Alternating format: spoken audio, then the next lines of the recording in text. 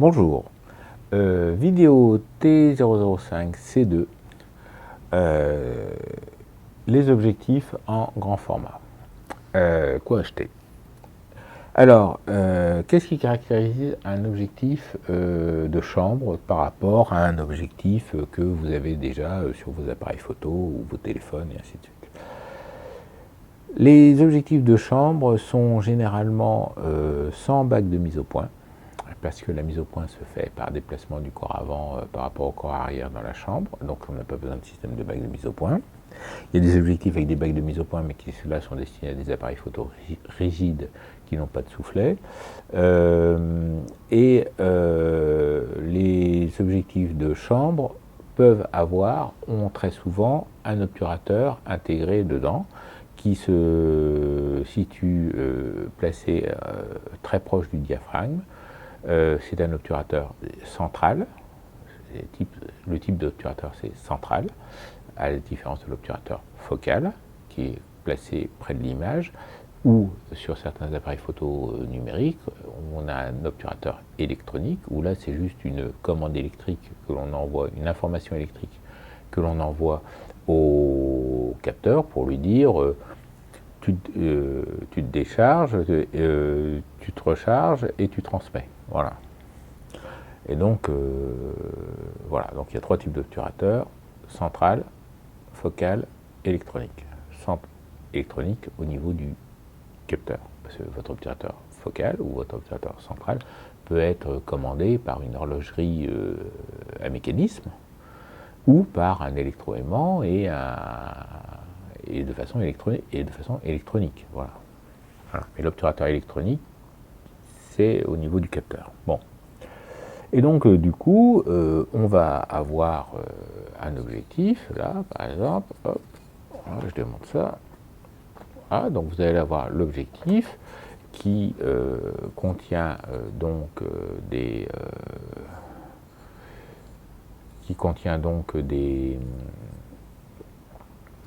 les éléments. Donc on a l'obturateur central qui est au centre, qui a la bague de vitesse, la bague de diaphragme, et ainsi de suite, voilà, et qui permet d'actionner le bousin. Voilà, on arme comme ça, et hop, hop, hop, voilà, et ça fonctionne, et ainsi de suite. Alors, l'obturateur n'est pas une caractéristique de l'objectif en lui-même, hein, simplement, pour les utiliser sur les chambres grand format, ça peut être intéressant d'avoir un obturateur quand même, et le plus souvent, on va le trouver au niveau de l'objectif. Voilà. L'objectif est caractérisé par des gravures. Donc là, on va voir Nikon 90 ouvert à 4.5, SW, Nikkor SW. Voilà. Alors Nikkor est la marque commerciale de Nikon pour ses objectifs. Voilà. Grosso modo, tous les objectifs qui sortent de chez Nikon s'appellent des Nikkor, grosso modo. Et voilà, donc de l'autre côté, c'est marqué Nikon, hein, donc il y a la marque, voilà, il y a la marque, et voilà. Alors moi j'ai des Nikon, j'ai des Schneider et j'ai des Rodenstock. Donc là, je vous ai présenté les Nikon, parce que c'est ceux que j'ai ici. Je n'ai pas apporté les autres. Et donc, un objectif va être caractérisé par son ouverture, sa focale, et sa formule optique. Parce que, là je vous ai fait un joli dessin, donc on imagine, alors je vous l'ai redressé, en fait, le jour où vous mettrez la première fois la tête devant un dépoli, l'œil devant un dépoli d'une chambre, l'image est inversée. Voilà, l'image est inversée. L'objectif inverse l'image, c'est-à-dire que le ciel est en bas, la terre est en haut, et voilà, bon. C'est ce qui se passe aussi dans votre appareil, mais vous avez des systèmes qui vous permettent de le voir à l'endroit. Alors je vous ai gentiment fait un dessin à l'endroit, et donc du coup on a Tata Ginette devant sa maison, et puis on a un grand cercle, c'est toute l'étendue que peut couvrir votre objectif. Parce que l'objectif, il envoie de l'image bien au-delà du capteur sur votre appareil photo que vous avez déjà, et bien sûr aussi sur les chambres grand format et sur tous les appareils.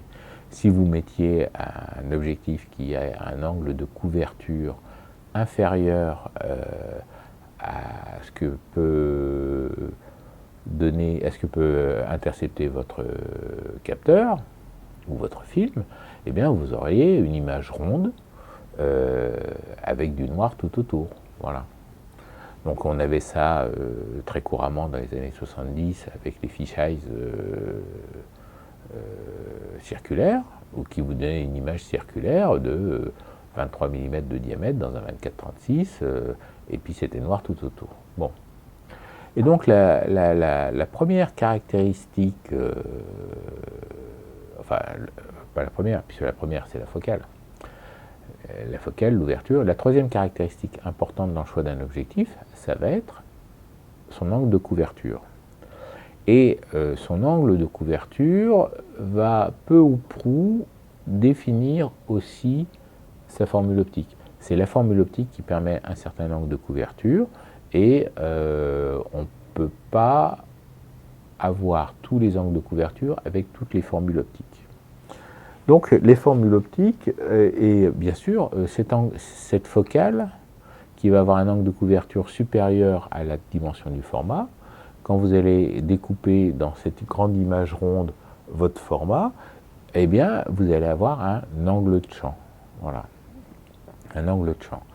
Donc pour ce qui est de raisonner en termes d'angle de champ, eh bien on va raisonner en termes de proportion de la focale par rapport au format. En 24-36, la diagonale fait 43 mm, la focale standard est à 50 mm. Voilà. En 4.5, donc en 4.5 c'est la taille du plan film. Donc on a une image qui fait grosso modo, donc 4.5 ça fait 4 pouces par 5 pouces, ça fait 4 pouces, ben, ça fait 101 mm quelque chose, par 5 pouces ça fait 125 mm et quelque chose, et puis vous avez quand même le châssis qui tient le plan film à gauche à droite qui vous enlève 1 ou 2 mm, donc on peut espérer une image qui fait dans les 95 par 118 mm à peu près. Voilà. Et donc si on s'amusait à calculer la diagonale, ça je ne l'ai pas fait, on tombe aux alentours de 140, 145, 150 mm, suivant quelle dimension on prend. Voilà. Et pour le 9-12, on tourne plutôt aux alentours de 135 mm. Voilà. Donc on va réfléchir pour se recaler, puisque là je vous renvoie sur la vidéo sur le facteur de crop. Les appareils photo numériques ont des capteurs volontiers plus petits que le 24-36, qui était entre guillemets le type d'appareil le plus répandu quand le numérique est arrivé. Donc on a calculé des focales équivalentes au 24-36. C'est un exercice que l'on peut faire aussi pour le grand format. Et j'ai dit qu'on peut faire, mais on n'est pas obligé de le faire parce que, en fait, comme les proportions ne sont pas identiques, puisqu'on n'est pas en 2/3, mais on est en proportion 4/5, ça change beaucoup l'usage des focales relatives. Parce que l'angle de champ, finalement, on a beaucoup de champ vertical pour pas beaucoup de champ horizontal, ou inversement, et du coup ça change le rapport à l'angle de champ par rapport au sujet et à l'usage que l'on va en faire. Bon, je m'égare. Et donc si on prend la focale standard à 150 mm pour le 4.5, ça donne une base de réflexion. Et donc si je découpe mon format 4.5 dans son truc, et ben je vais avoir dans le cercle image, dans l'angle de couverture, on va bien sûr avoir un angle de champ qui est plus faible.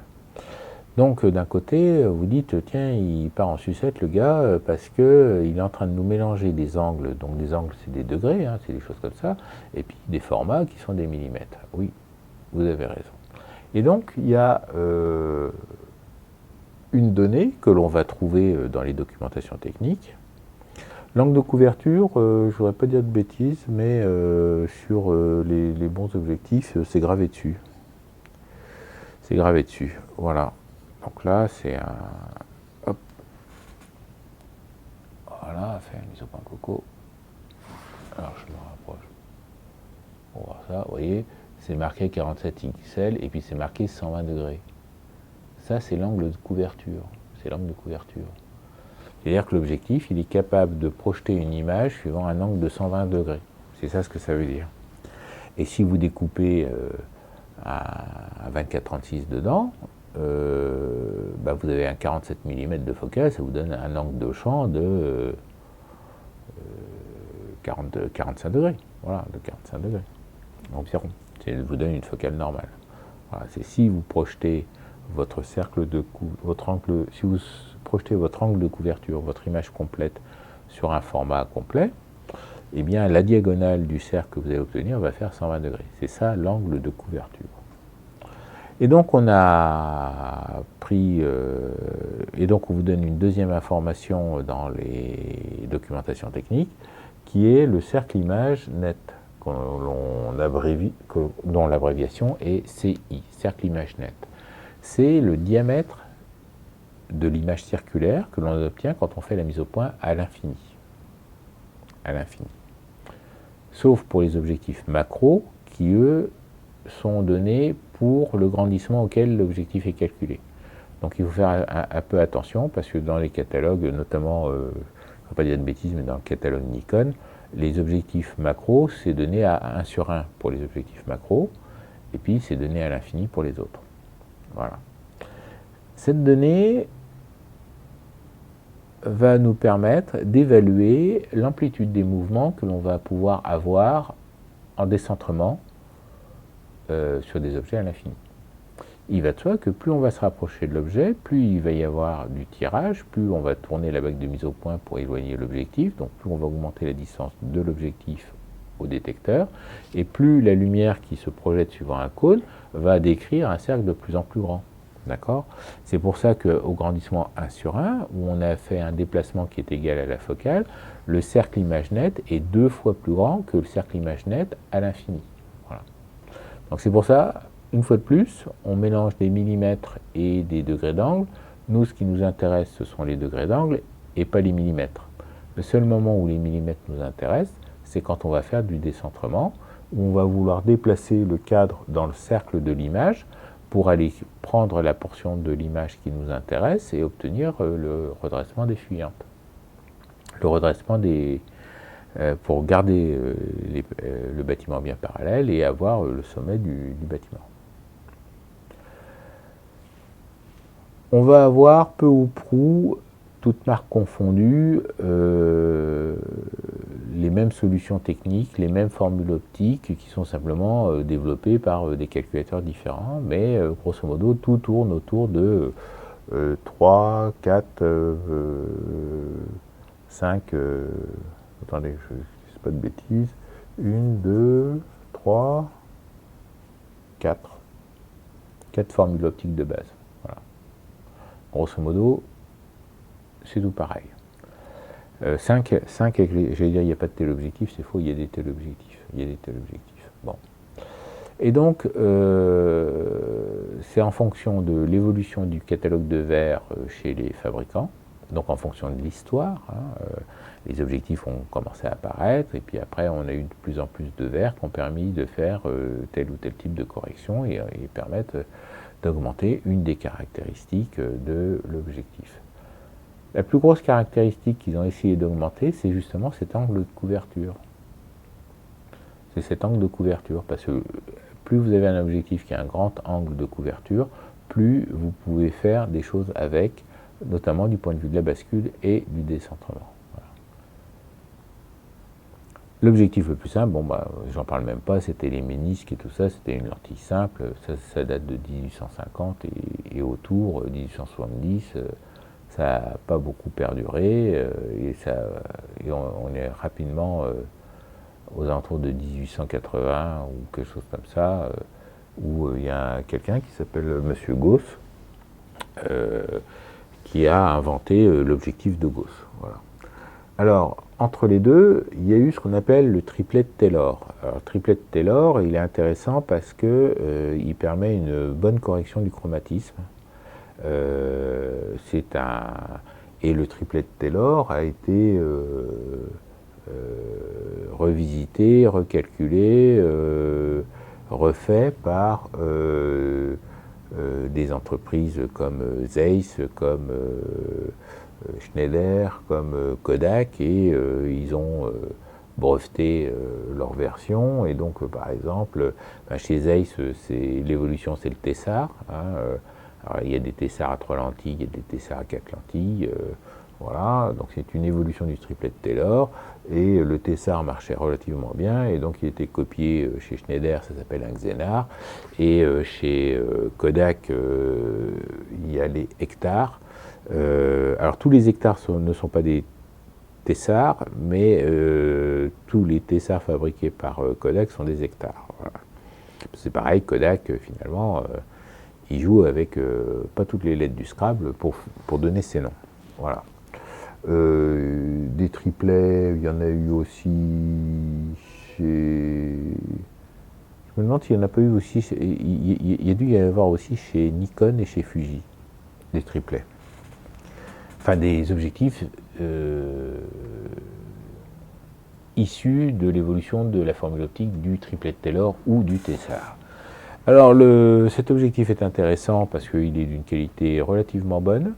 Il n'est pas très cher parce qu'il n'y a pas beaucoup de lentilles. Il a des ouvertures qui, en 1900-1920, tournaient autour de f6.3. Et avec l'arrivée des verres à fort indice et des choses comme ça, on a réussi à faire des formules optiques type Tessar qui vont jusqu'à 2.8. Voilà. Alors, des objectifs qui vont jusqu'à 2.8 en chambre grand format, il n'y en a pas beaucoup. Il y en a même plutôt pas beaucoup, et ils sont de toute façon très chers et d'un intérêt relatif. Donc, avant de les acheter, avant de vous ruer dessus, regardez un peu le type de photo que ça fait. Mais bon, on en trouve et ça existe. La grande mode des objectifs type Tessar en grand format, ils ont généralement des ouvertures qui ouvrent à 4,5. Ce sont des objectifs qui ont des ouvertures qui ouvrent à 4,5. Ce sont des objectifs qui ont des angles de couverture relativement faibles. On doit tourner aux alentours de 60 degrés, 50-60 degrés. Donc ce sont des objectifs de focale standard ou de longue focale, mais absolument pas des objectifs de grand angle de champ. Ce ne sont pas des grands angles. Voilà. Et donc, du coup, vous allez trouver ça sur des appareils photo d'avant la Seconde Guerre mondiale, qui étaient des appareils photo genre chambre 9-12.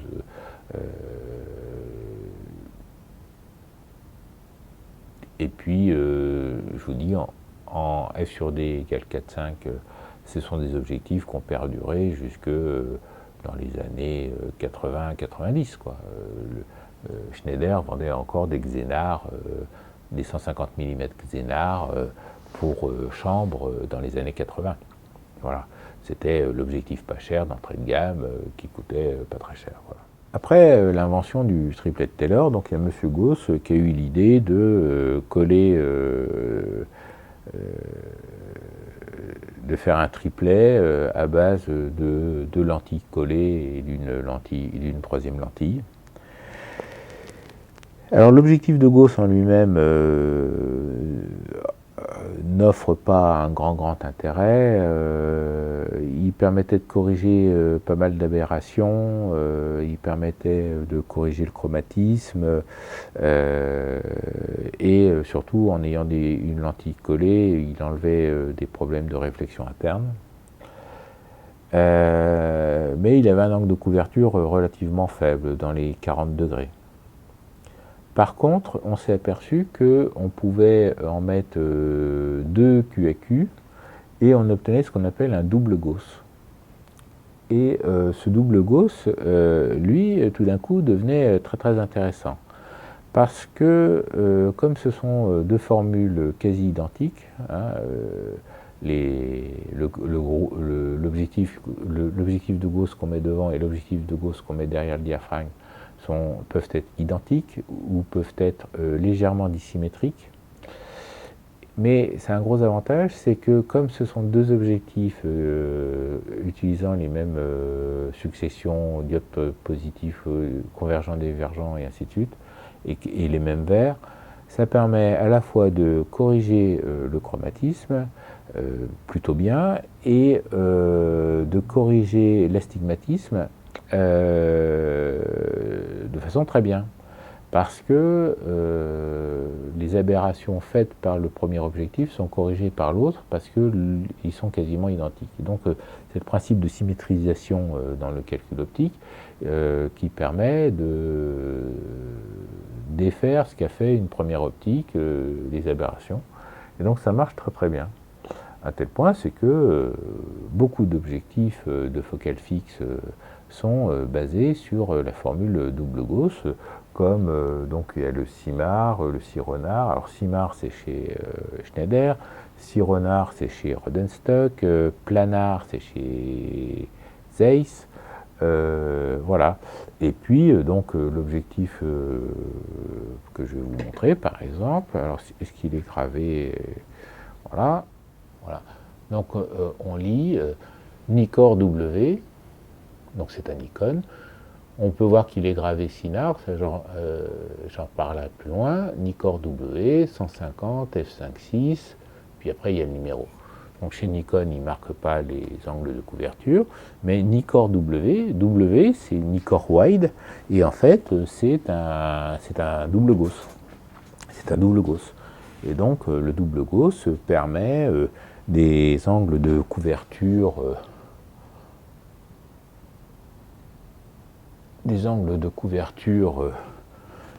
de 70 degrés. 70 degrés. Si, toujours dans le double Gauss, vous avez eu, du fait des verres avec des indices de plus en plus élevés, qui permettent donc d'améliorer bien des choses, vous avez eu après toujours en gardant le même nom, mais par exemple vous avez eu chez Rodenstock les CIRONAR S, CIRONAR W, qui sont des évolutions de la formule optique, toujours la même formule optique, mais qui permettent une augmentation de l'angle de champ. Et donc là, on est passé de 72 on a gagné 2 degrés à chaque fois, quoi. 2 degrés. Alors 2 degrés, ça fait pas beaucoup, mais en fait, ça change beaucoup le cercle image. Ça change quand même pas mal le cercle image. On obtient tout de suite 15 mm au rayon sur le cercle image. Voilà. Alors, toutes les focales n'ont pas été recalculées avec les nouveaux verres parce que les objectifs sont plus chers à produire. Mais voilà. Alors chez Rodenstock, non, j'en ai pas là à vous montrer. Alors chez Rodenstock, on va reconnaître ça. D'abord parce que c'est gravé dessus. Ensuite, il y a le prix. Et puis Rodenstock, à une époque, ils ont mis un liseré de peinture autour des objectifs. Et donc, le CIRONAR N normal, il est avec un liseré gris, et puis il y en a un avec un liseré rouge. Voilà, donc, et puis le troisième, il a une autre couleur, je ne me souviens plus laquelle. Enfin voilà, donc on les reconnaît à ça. Et puis c'est écrit dessus, et ainsi de suite. Voilà. Donc là, on est les doubles Gauss, ce sont donc des objectifs à 6 lentilles. Voilà. Après ça, on s'est aperçu qu'on était capable de faire une formule optique à 8 lentilles, toujours symétrique, hein, c'est-à-dire 4 lentilles devant, 4 lentilles derrière, où grosso modo, on met une lentille divergente devant chaque objectif de Gauss. Grosso modo, hein, c'est en très large. Et donc on commence par une grande lentille divergente, on a un groupe de 3 lentilles convergentes, le diaphragme, l'obturateur, un groupe de lentilles convergentes, de 3 lentilles, et une lentille divergente. Et ça, on va appeler ça... je ne me souviens plus, quel nom ça a, enfin bon... et ça, on va trouver ça dans les grands angles. Et là, on va monter à des angles de couverture de 100 degrés. 100 degrés à peu près. Voilà. Et donc, c'est le cas de et donc, chez Nikon, par exemple, eh ben, ça va s'appeler un SW Nikkor. Voilà. Voilà. Et voilà. SW Nikkor. Voilà. Voilà. Nikkor, SW. SW pour super wide. 90 f4.5. Voilà. Et bien sûr, donc ça, ce sont des... Alors, ça s'appelle SW chez Nikon, chez Fuji aussi.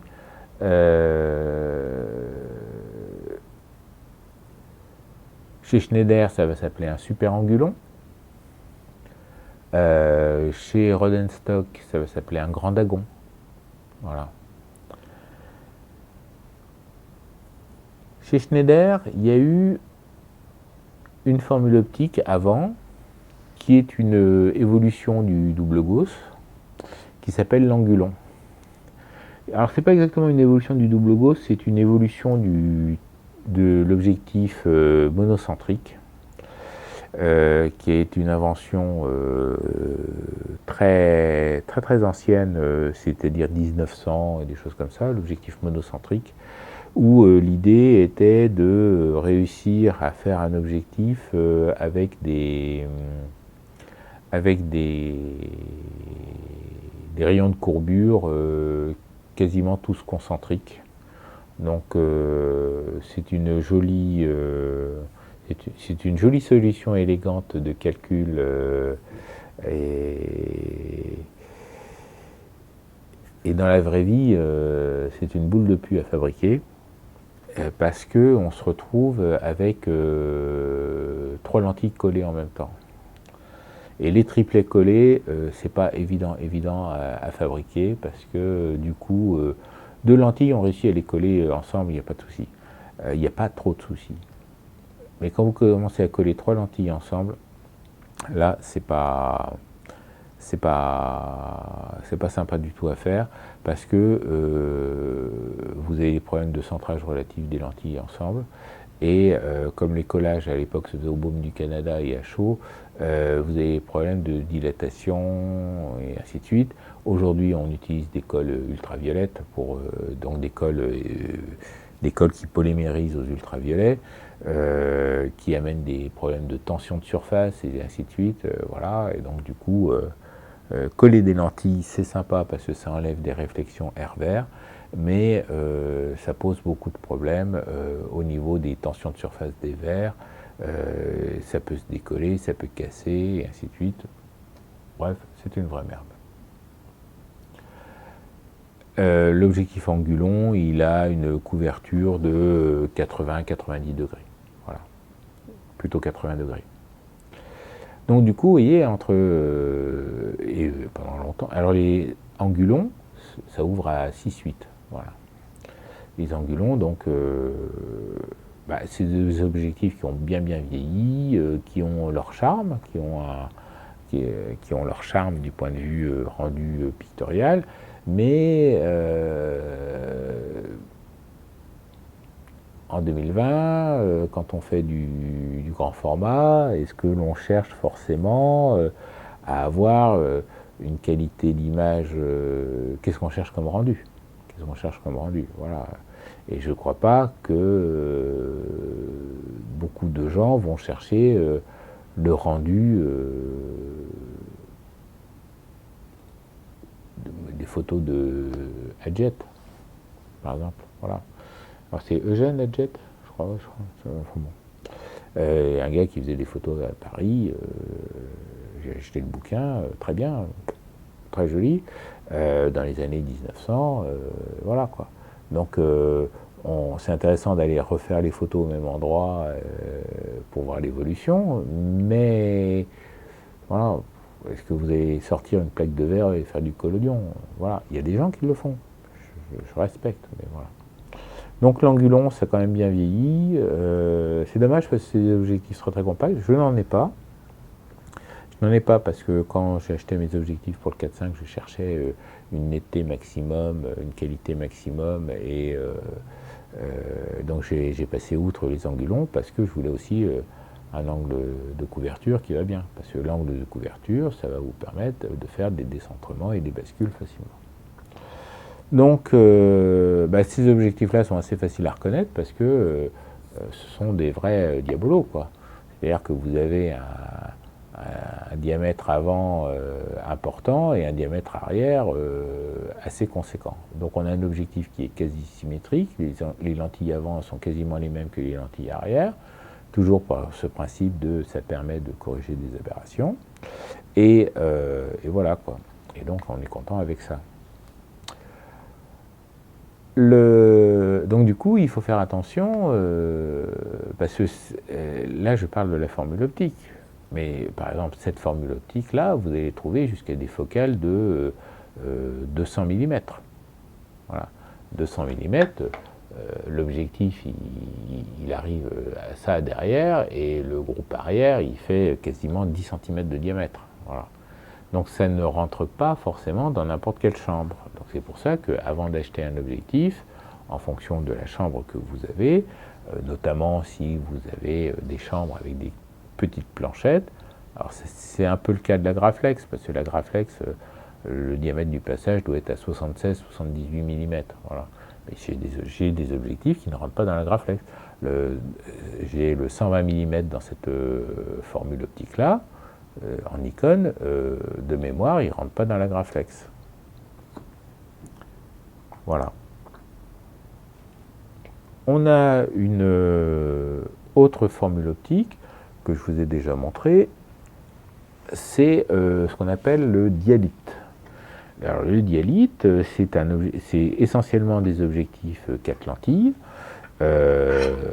suivant la progression plus, moins, plus, et qui, pour le coup, eux, sont parfaitement symétriques. Alors je vous l'ai déjà présenté dans une autre vidéo. On enlève un peu la poussière, voilà. Ça, hop, hop, hop.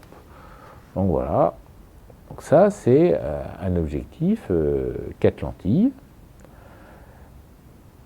Alors, du fait de la symétrie parfaite, on a un chromatisme parfait. Parce que c'est bien calculé, non, c'est pas ce que je veux dire, mais grosso modo, l'aberration chromatique dans un sens est gommée par l'aberration chromatique dans l'autre sens, dans le deuxième passage. Voilà. Donc, donc le diamètre devant est comme le diamètre derrière. Voilà. Il est un peu lourd hein, quand même. Voilà. Et donc ça, c'est voilà, donc c'est un. Attention, voilà. Donc ça, c'est un Apo renard. Donc c'est du Rodenstock, voilà, Rodenstock. Apo renard, 600 mm ouvert à 9. Voilà. Donc ça, c'est un objectif de bande reproduction dont que j'espère me servir un jour pour la chambre pour le 8-10. Voilà, pour le 8-10, et ça va faire un objectif à portrait. Voilà. Les objectifs dialites ouvrent volontiers tous à f9. Donc grosso modo, quand vous voyez un objectif qui ouvre à f9 pour chambre, il y a de fortes chances que ça soit un dialite. Voilà.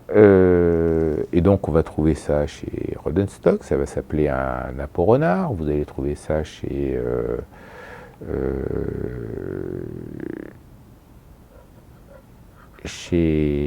Schneider, ça va s'appeler un Couponon.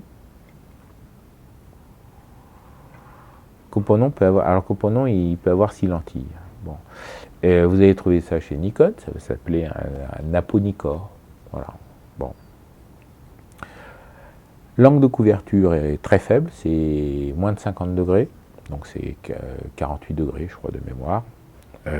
Donc c'est plutôt à réserver pour les grandes focales, parce que vous allez avoir assez peu de mouvement et de possibilités de bascule avec. Voilà. Comment choisir un objectif? Alors, vous allez choisir un objectif par rapport à l'angle de champ qui va vous permettre de photographier. Vous allez choisir un objectif par rapport à l'angle de couverture qu'il aura pour pouvoir l'utiliser sur votre appareil photo et faire les mouvements qui vont vous permettre de traiter les sujets que vous voulez photographier. Vous allez choisir le millésime de votre objectif en fonction du rendu que vous allez en espérer. Vous allez choisir la marque de l'objectif, soit pour avoir une unité colorimétrique entre un autre objectif d'une même marque que vous avez, soit de façon dogmatique. Voilà. Alors on met tout ça dans l'ordre. Le millésime. Je me suis aperçu, parce que quand j'ai commencé la photo en 4.5, quand j'ai commencé à aller sur Galerie Photo, que j'ai commencé à dire, tiens, eBay existe, je peux acheter des objectifs, c'est quoi les meilleurs objectifs pour ce que je veux faire? Et on m'a répondu par... D'abord, on m'a répondu, très gentiment, et il y a deux types de réponses. Il y a deux types de réponses. Il y a la réponse du gars qui dit, ah, moi j'ai un... Il est parfait, il est très bien, impeccable. Bon, d'accord, merci. Bon. Tu l'as comparé à d'autres choses? Non, moi j'ai que cet objectif-là. Bon, d'accord. Et puis, il y a quelqu'un qui a les listings, qui collectionne, qui fait de la veille technologique, c'est comme ça, c'est ça le terme exact, sur ce domaine-là, et puis il te sort le listing dans telle focale, tous les objectifs qui existent. Alors, ça permet de savoir déjà tous les objectifs qui existent, c'est déjà pas mal. Après, on peut regarder, les chercher pour voir ce que c'est, quel type d'image ça fait, et ainsi de suite. Bon. Donc, d'un côté, tu as le listing de tous les objectifs qui existent dans le monde, c'est bien, et puis de l'autre côté, tu as quelqu'un qui dit, moi, mon objectif, il est bien. T'es pas plus avancé que ça. Donc, du coup, je me suis retrouvé à faire mes tests moi-même et à commencer à accumuler les objectifs. Voilà. Alors, je me suis arrêté en cours de route, donc j'ai pas acheté les objectifs de chez Fuji, et j'ai la gamme des focales dont j'ai besoin. J'ai les Nikon, qui est complète, c'est-à-dire que j'ai le grand angle, la focale standard, la focale un peu téléobjectif, en langue de champ un peu serrée. Donc ça veut dire en 4.5, ça veut dire 90, 150 et 240. En Schneider, j'ai 90, 150, 210. J'ai pas un 240, j'ai un 210. Où là, j'ai un Coponon.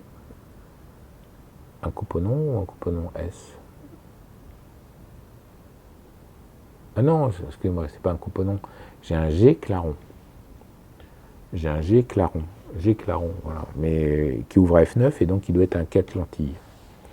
Et puis, c'est G Claron. Voilà. Je me disais Coponon, c'est pas ça. Et Coponon, ça existe aussi chez Schneider. Coponon, c'est un plasmat, c'est un double gauss. Oui, double gauss, vous allez aussi les voir appeler plasmat. C'est un double gauss qui ouvre à 5-6, mais qui est adapté pour les grandissements de reproduction et d'objectifs d'agrandisseur. Voilà. Donc c'est un objectif qu'on va trouver facilement en version agrandisseur et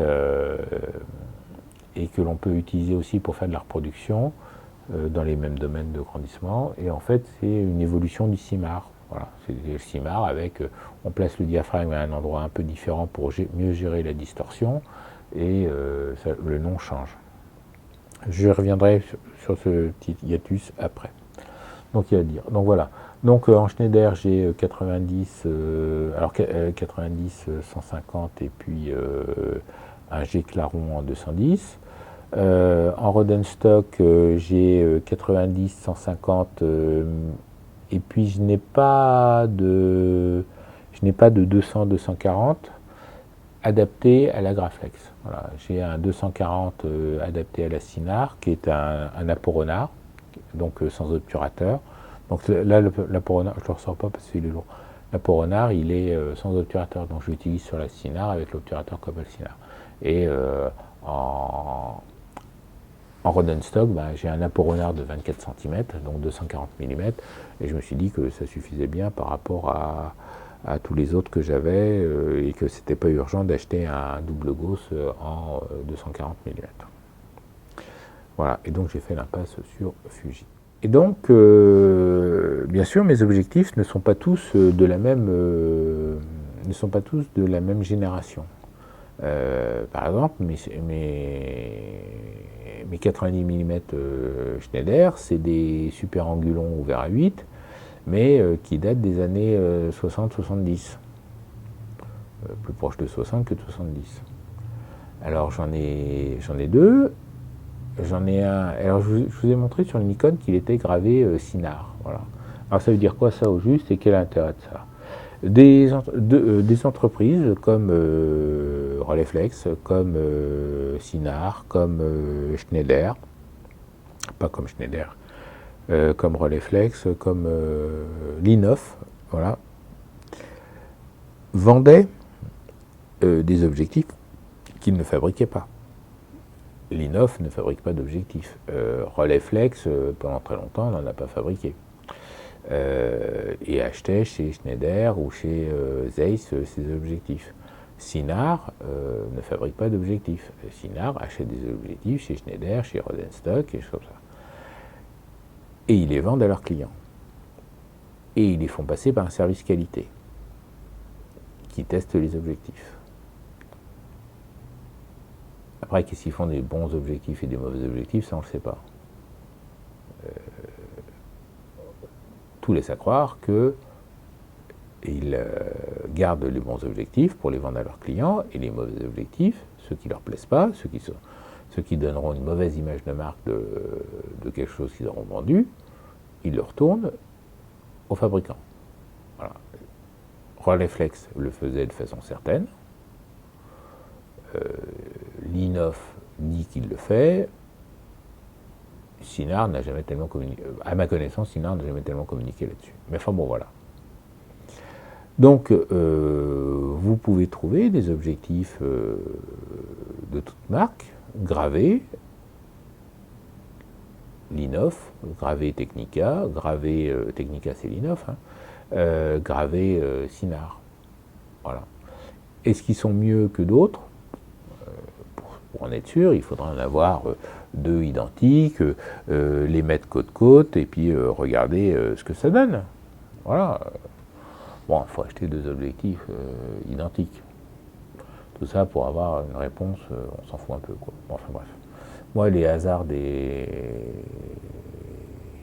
ce que j'ai acheté fait que, notamment pour le Super Angulon 8 de 90, j'en ai un qui est gravé Linhof, et j'en ai un qui vient de chez Sinar.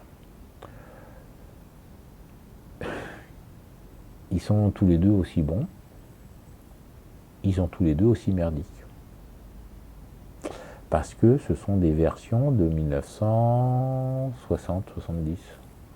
Voilà. Et donc du coup, alors Rodenstock et Linhof, on sait parfaitement dater les objectifs en fonction du numéro, parce que on trouve sur Galerie Photo les tableaux en disant voilà, tel numéro, c'est telle année. Voilà. Donc on peut savoir quasiment le mois où c'est sorti en faisant une règle de 3. Voilà. Et donc ce sont des objectifs très anciens avec le corps avant qui est chromé et qui est en aluminium brossé et ainsi de suite, avec un traitement optique qui est assez ancien, et du coup le résultat qu'on obtient va très bien pour faire des rendus un peu vintage un peu photo ancienne, un peu... voilà, il y a de la netteté, et, il y a du détail, il y a du micro-contraste, mais il y a aussi une petite atmosphère bien vintage. Voilà. Ça va jouer sur le macro-contraste, pas sur le micro-contraste, mais sur le macro-contraste, c'est assez particulier. J'ai des objectifs Rodenstock et des objectifs Nikon qui, eux, par contre, sont plutôt de dernière génération. Ils sont de dernière génération, c'est-à-dire années 90, entre 90 et 2000, voire postérieurs. Et là, c'est pareil, je me suis aperçu que tu les mets côte-côte, il y a une différence. À la loupe, comme ça, il y a une différence. Mais ça ne justifie pas d'avoir les deux. Déjà, ça ne justifie pas d'avoir les deux, mais ça, il faut avoir les deux pour le savoir. Et donc je me suis aperçu que grosso modo, l'année de fabrication est plus importante quasiment que le fabricant. Parce que comme c'était des entreprises qui étaient très très en concurrence les unes avec les autres, eh bien, ils ont toujours essayé de ne pas laisser de différence avec leurs concurrents. Voilà, ils ont toujours essayé de suivre l'évolution technologique des concurrents. Et alors j'imagine Fuji aussi, mais Fuji j'en ai pas. Mais en tout cas, Nikon a sorti des objectifs qui valent très bien la qualité des objectifs Schneider ou Rodenstock. Il y a une différence entre Schneider et Rodenstock, comme il y a une différence entre Nikon et Rodenstock, il y a une différence entre tous, mais c'est vraiment très très subtil, choses comme ça. Et moi je trouve les Rodenstock plus secs, mieux définis. Voilà. À la limite les Schneider, alors c'est pareil, bon Schneider j'ai le 150 mm qui est donc un CIMAR L, donc qui est une évolution du CIMAR, donc c'est avec des multicouches, traitement anti-reflet multicouches, ainsi de suite. Donc c'est pas la dernière version du CIMAR, mais c'est une version intermédiaire. Bon, c'est bon, ça marche. On a une belle image, voilà. J'ai un Sironard N qui est donc qui a déjà le liseré, donc c'est pareil, donc c'est pas les versions précédentes qui s'appelaient juste Sironard. Et voilà, bon, c'est un peu mieux, voilà. Au global, je préfère Rodenstock à Schneider, mais mes Schneider sont plus anciens que mes Rodenstock. Voilà. Une différence entre mes Nikon et mes Rodenstock, voilà, ça relève du dogme, quoi. J'aime bien Nikon, donc j'ai tendance à dire ah aussi c'est mieux, mais bon, c'est parce que j'aime bien Nikon. Voilà. Mais mes Rodenstock sont très bien. Voilà. Bon, on se disperse. Donc on a vu un peu tout ça. Donc moi, ce que je vous conseille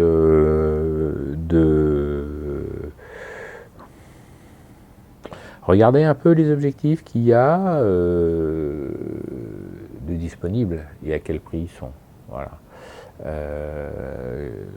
Bien sûr, vous allez les monter sur une chambre, donc il faut penser au problème de planchette. Il faut que votre objectif rentre dans votre corps avant de chambre. Alors si vous avez une chambre avec des grandes planchettes, il n'y a pas de souci. Si vous avez une chambre qui va utiliser des planchettes Linoff ou des planchettes comme la Graflex, bon, la Graflex, on est limité à 60, 76, ouais, une certaine valeur. Je la mettrai en description parce qu'il faut que je la mesure, je me souviens plus. On est limité à une certaine dimension pour le groupe arrière, sinon ça ne monte pas. Il en est de même pour les chambres Technica, mais là, je crois qu'on frise les 90 mm. Donc voilà, un objectif qui a le groupe arrière de plus de 90 mm. Il peut y avoir des soucis avec notamment le Super Angulon 120 mm. Alors je l'ai pas, j'ai pas le Super Angulon 120 mm. C'est au dire Nestor Burma sur Galerie Photo, un excellent objectif, voilà, bon, je veux bien le croire. Moi j'étais assez déçu par mes 90 f8, mais ce qu'il faut savoir c'est qu'en optique, l'homothétie n'existe pas. Voilà, donc beaucoup d'objectifs sont calculés l'un par rapport à l'autre par homothétie, donc c'est une mise à l'échelle, l'homothétie c'est ça. Et en fait, l'homothétie n'existe pas en optique parce que vous pouvez faire une homothétie sur les épaisseurs, vous pouvez faire une homothétie sur les rayons de courbure, ça y a pas de souci, mais vous ne pouvez pas faire une homothétie sur les verres, et vous ne pouvez pas faire une homothétie sur les longueurs d'onde. Et donc du coup, c'est pour ça qu'on va trouver des objectifs qui vont être particulièrement bien réussis à une focale et pas forcément très bien réussis à une autre. Je pense que le 90 f8 n'est pas bien réussi.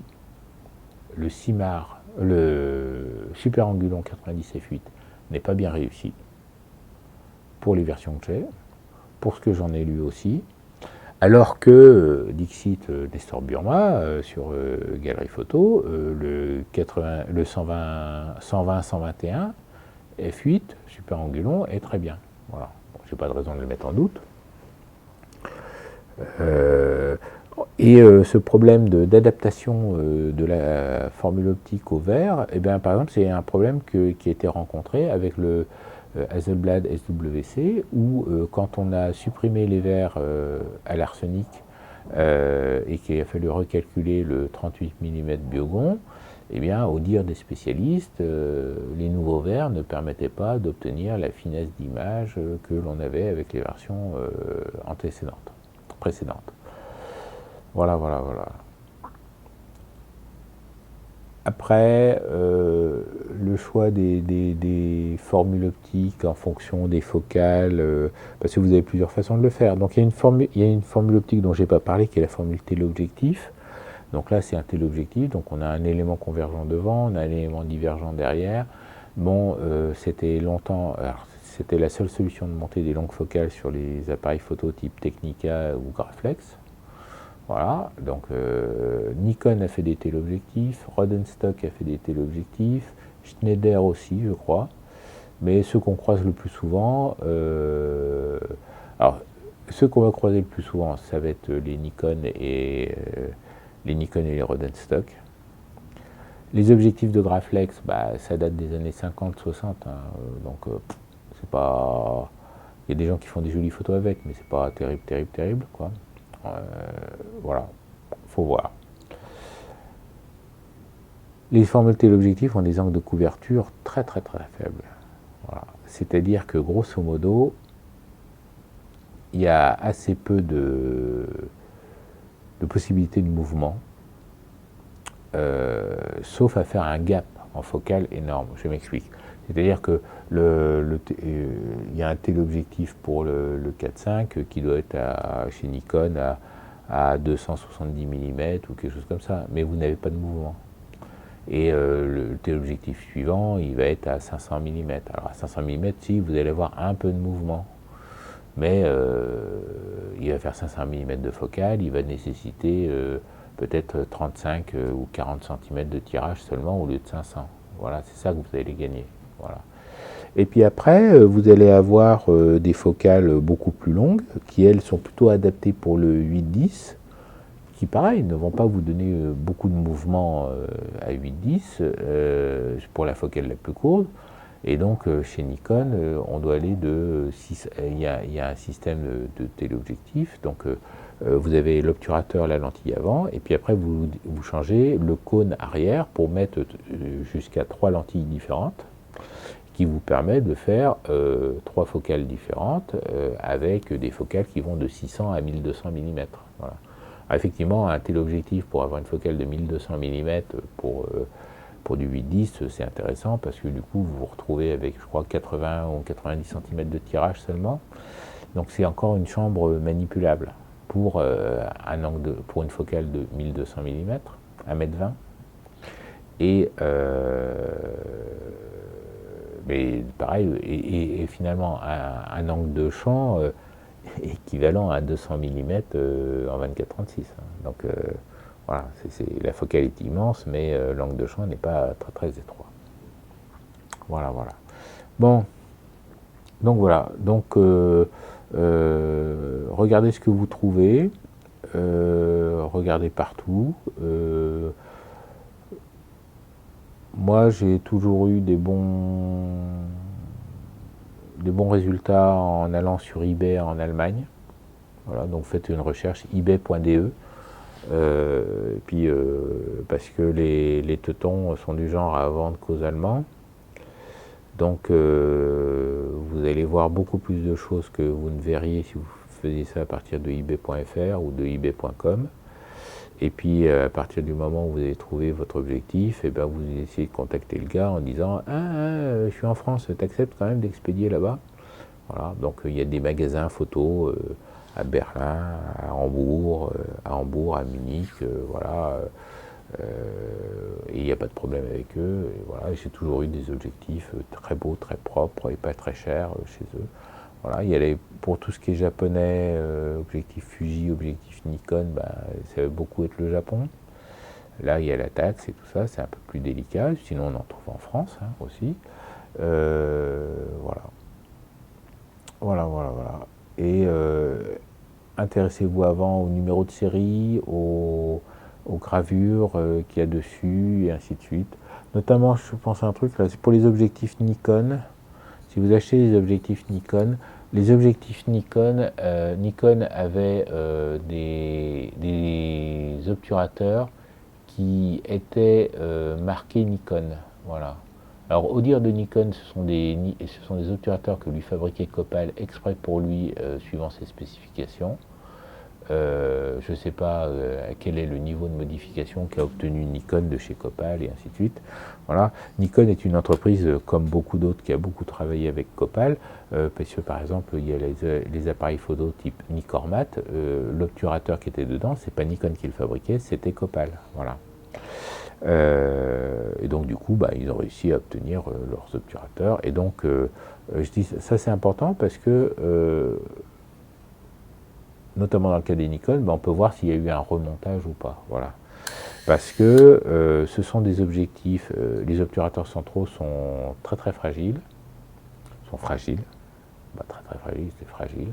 C'est-à-dire si vous le faites tomber et que c'est l'objectif, vous voyez, par exemple si je le faisais tomber, là j'ai mes bouchons en plastique, ça va tomber sur le bouchon en plastique, l'objectif n'aura peut-être pas de marque. Mais il est possible que c'est faussé le parallélisme de l'obturateur. Voilà. Et si votre obturateur est faussé ou ainsi de suite, c'est pas bon. La qualité d'image s'en ressent. Voilà. Bon, je vais arrêter cette vidéo. Je vais faire une autre vidéo pour aller un peu plus loin sur cette histoire de cercle et de mouvement et de bascule et ainsi de suite. Parce que finalement, je l'ai assez mal expliqué dans les autres vidéos. Et comme la série T005 est une série fourre-tout, si vous les regardez dans l'ordre, vous le verrez ces vidéos-là avant les vidéos sur les chambres. Pendant ce temps-là, soyez éco pour essayer de comprendre, d'optimiser. Faites des images. Au revoir.